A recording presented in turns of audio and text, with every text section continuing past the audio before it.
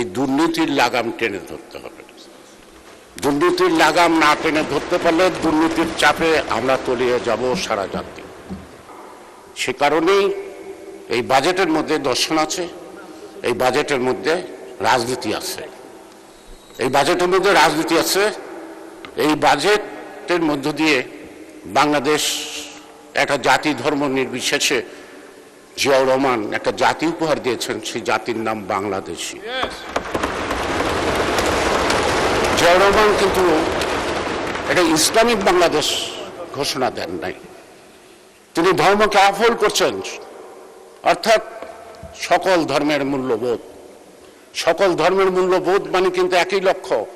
কোনো ধর্মই মানুষকে খারাপ কথা বলতে বলে নাই, কোনো ধর্মই মানুষকে অসৎ পথে চলতে বলে নাই, কোনো ধর্মই কিন্তু খুন খারাপি রাহাজানিকে পছন্দ করেন নাই।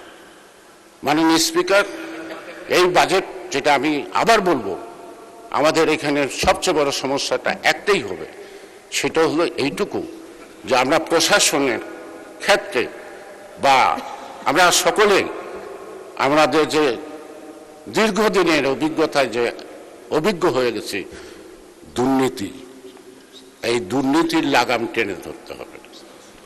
দুর্নীতির লাগাম না টেনে ধরতে পারলে দুর্নীতির চাপে আমরা তলিয়ে যাব সারা জাতি।